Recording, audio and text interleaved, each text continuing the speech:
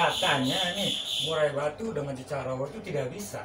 Murai saya stres semua sampai saraf atau tetelo itu hanya pengen bunyi ya bunyi aja, pengen produk ya produk aja gitu aja. Jadi masa-masa sulit yang dulu itu sudah terlampaui lah. Tidak ada masalah itu. Nah itu dulu.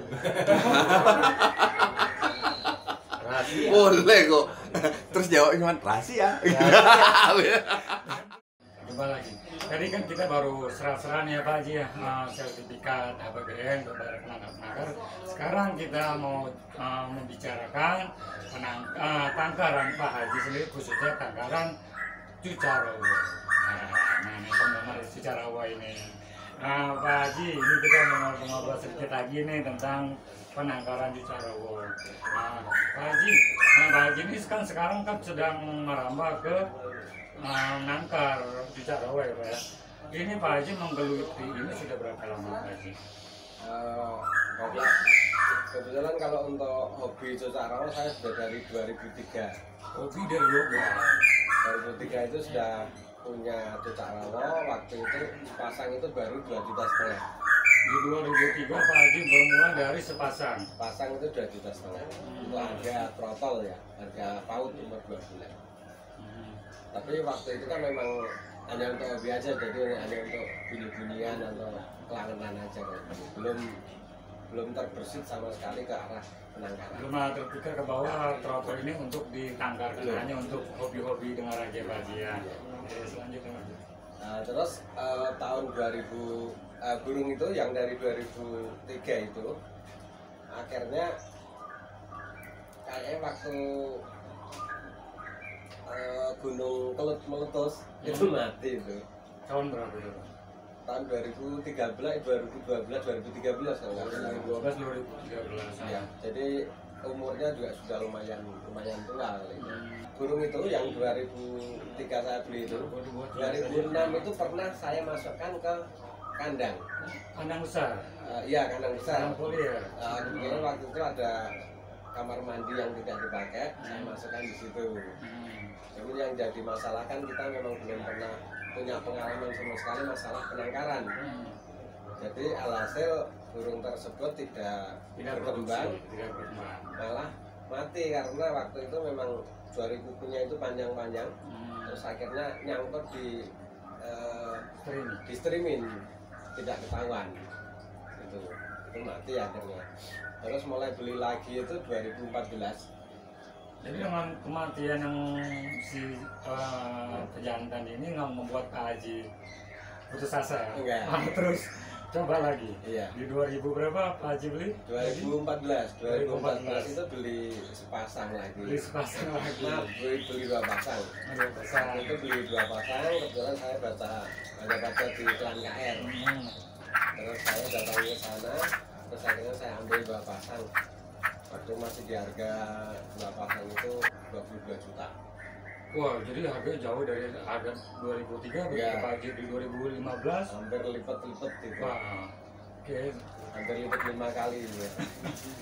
Nah, tapi waktu itu memang belum lagi berorientasi untuk penangkaran 2014 itu. Cuman karena keluar masuk rumah, jemur, gantung, kita akhirnya merasa capek. Terus akhirnya 2014 Desember itu saya buatkan kandang. Saya buatkan kandang ternak. Nah kebetulan waktu itu sudah lumayan banyak komunitas Gunung Pucak Rowo yang ada Yang di Jogja khususnya. bukan yang ada di grup komunitas. Oh, di grup FB komunitas itu itu. banyak. Oke. Jadi kita bisa sharing, bisa konsultasi di situ. Terus mulai itu saya ternak, alhasil sudah bertelur sampai 8 kali itu belum pernah sampai netas. Alhamdulillah sudah 8 kali 8 kali, bertelur, iya. tidak menetas juga. Tidak menetas, ada yang di rame 4 hari ditinggal, ada 8 hari ditinggal, ada yang sudah 14 hari ternyata ziong itu sering sekali sampai 8 kali. Nah setelah ngobrol-ngobrol sama teman-teman khususnya di komunitas FB, tepatnya pada tanggal 27 Juli 2015 berarti 2015 itu produk pertama Berhasil. berhasil. Senangnya. Alhamdulillah itu berhasil dan saya ingat betul waktu itu Rabu pagi mau berangkat bulu tangkis itu saya lihat dulu ngasih makan kok ada yang bunyi kie kan, terus ternyata saya amati itu netes. Itu udah telur. Telur dua. Kalau secara rata-rata setelah saya lihat itu temen satu, yang satu itu belum netes. Tapi begitu saya pegang telurnya pecah, kotak gitu. Akhirnya udah nggak apa-apa, telurnya saya masukkan lagi. Ternyata hari berikutnya itu bisa netes dua-duanya. Yang dari Pak Haji pegang Iya, tadi. iya. Sudah saya pegang itu saya kembalikan ternyata bisa netes. Itu produk pertama Pak Haji ya. Itu akhirnya sekarang sampai sekarang di tahun 2000 ini Pak Haji sudah mempunyai berapa kandang secara? Untuk kandangnya saya cuma ada 7. Jadi 7 itu berarti 7 pasang. Tapi untuk yang secara yang di kandang-kandang gantung yang sudah pasangan itu ada sekitar 8 atau 9 pasang itu juga ada. Pak Haji, kita mau tanya lagi proses untuk breeding khususnya penjodohan dari ya penjodohan sampai dia bertelur itu bagaimana Pak Haji? Kalau di Jutarwa itu gampang-gampang susah ya. Jadi kalau apalagi zaman dulu untuk menentukan jenis kelamin Jutarwa itu kan hampir tidak ada yang bisa memastikan, semuanya hanya berdasarkan prediksi dan jaringan. Bahkan dulu itu ada mitos banyak yang pakai bandul atau pendulum itu ada. Bahkan dulu ada temen itu punya bandul 1, itu sudah lari ke seluruh Indonesia, itu pindah sana, penangkat sana, pindah ke sana sampai pendulum itu artinya di sini ada bandul, nanti ada dikasih benang.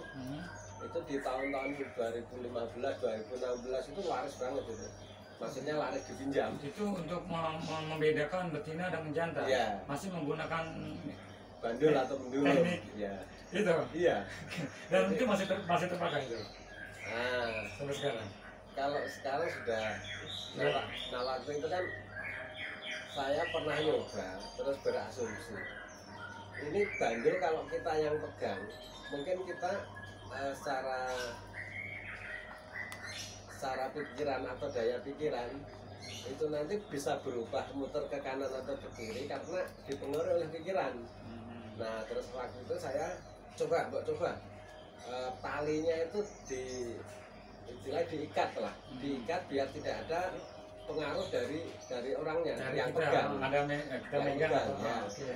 Nah ternyata setelah saya coba seperti itu bandul itu tidak bergerak. Ya, Pak Haji, kok Pak Haji ada ketertarikan juga nih menangkar murai batu yang katanya nih murai batu dengan Jutarwa itu tidak bisa. Iya. Nah dan sini Pak Haji kerennya dia coba menangkar 2 jenis burung itu. Bagaimana? Sedikit cerita bisa Pak Haji? Iya.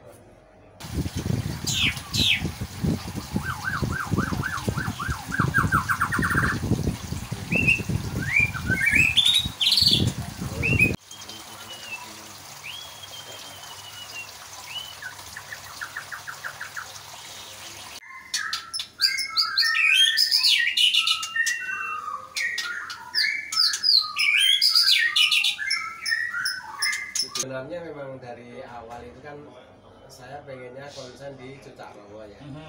Cuman berhubung di APBN itu setelahnya terbentuk grup APBN Karyo DIY, kalau ngobrol sama teman-teman atau memantau teman-teman yang di grup itu kok kebanyakan yang dibahas itu murai batu. Murai batu. Nah padahal saya tidak tahu sama sekali tentang murai batu. Jadi nggak ada salahnya saya partisipasi. Saya waktu itu beli 1 pasang. Tujuannya apa? Pertama partisipasi. Kedua, kalau misalnya ngobrol sama teman-teman itu bisa nyambung. Ada pahala itu ngobrol ya Pak ya? Iya. Karena terus terang, saya dulu itu sebelum Cucak Rawa itu sudah punya murai. Waktu itu 4 ekor. Tapi setelah banyak Cucak Rawa, murai saya stres semua. Sampai saraf atau tetelo itu. Akhirnya murai saya buang. Bahkan waktu itu saya berkata pada diri saya, aku sudah nggak bakalan ngobain murai, karena memang waktu itu murai berdampingan dengan Cucak Rawa itu nggak cocok. Gitu. Rata-rata murainya itu yang kalah. Nah, Pak Edi tahu bahwa Cucak Rawa dengan murai ini tidak bisa bareng ya. Tapi Pak Haji coba untuk nangkar dengan 2 jenis burung dengan tempat yang sama, Bel. Ini resikonya Pak Haji bagaimana? Dan ini menurut saya dari suatu keberanian yang sangat istimewa ini. Boleh ceritakan sedikit ramu-ramunya nih Pak Haji.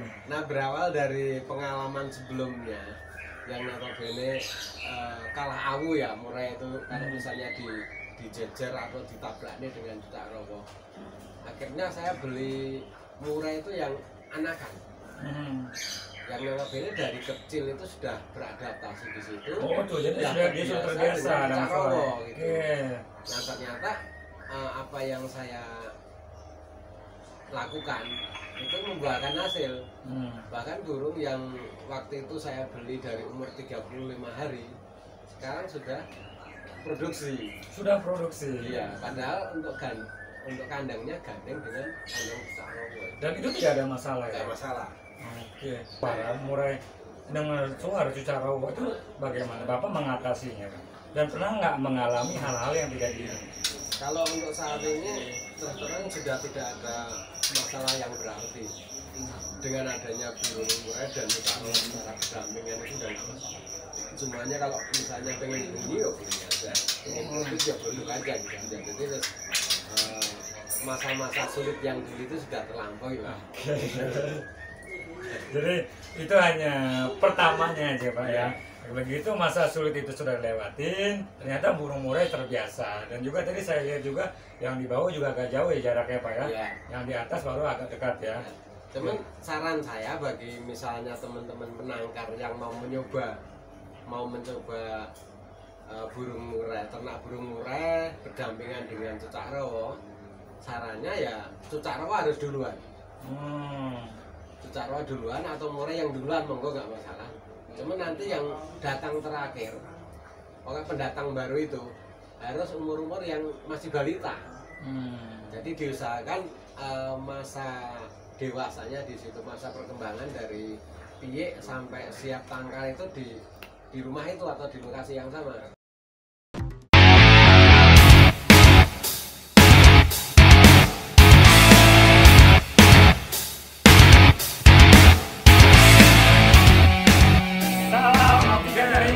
Channel. Oke Kicomania, jangan lupa subscribe dan like channel ini ya untuk edukasi kita dan perkembangan dalam menjadi. Salam Del.